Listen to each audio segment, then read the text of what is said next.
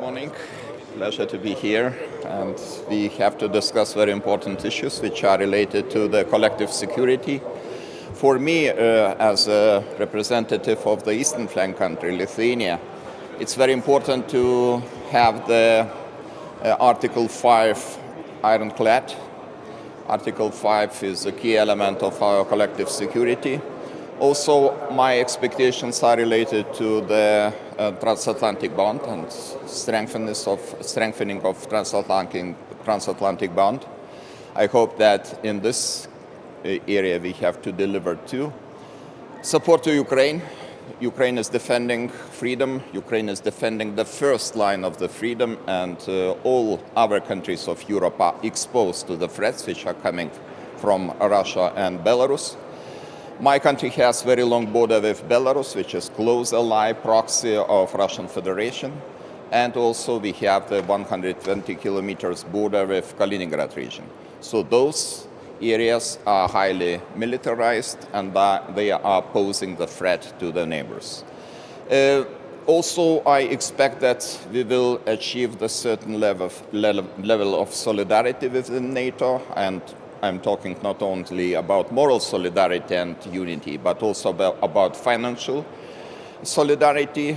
My country tries to lead by example, because in 2026 we spend 5.4% of our GDP on defense.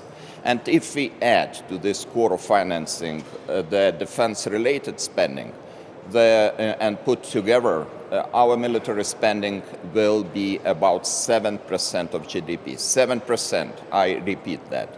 So in order to protect our security and protect our people, we are ready to take the big part of our public finances from other needs. Of course, we need social benefits, we need higher pensions, but we understand in which world we are living and what are our neighbors. So we cannot expect the solidarity from other countries if we ourselves do not deliver on that issue.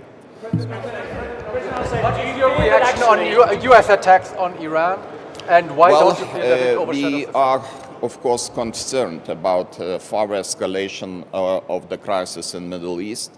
But at the same time, we understand that we have to solve the problems which are related to possible creation of nuclear weapons in Iran. So my country is in solidarity with the United States in order to guarantee the free navigation in Hürmüz'e Strait. We have decided that we are ready to contribute by sending our demining mission in case it will be needed. So for me, it's pretty clear that this is our conflict, our war too. And we have to stay united if we expect the solidarity from the side of the United States. President Nauseda, is the alliance in danger because other nations are not spending as much as you and the other 40 nations, and actually that is incurring the wrath of the US president threatening to pull troops out of the region? I see the point, and of course I understand that it's not so easy for some big countries to deliver and to spend 5% of GDP. But I think it would be highly counterproductive if there will be certain 3 or 4 clubs within the NATO. There must be one club, and this club should be called 5% club. Yes, I understand that there are some transitional periods, and some countries will achieve this target in 2035. But I think what is important to keep this level confident, and we should do more in order to provide 5% financing in 2035. As I said, my country has certain needs too, but we are ready to to use our public finances for military spending, because this is a reality, this is a geopolitical situation we live in. About Russia, do you think that there is a risk that Russia could test NATO's Article 5? Well, it depends on the how rock solid Article 5 is.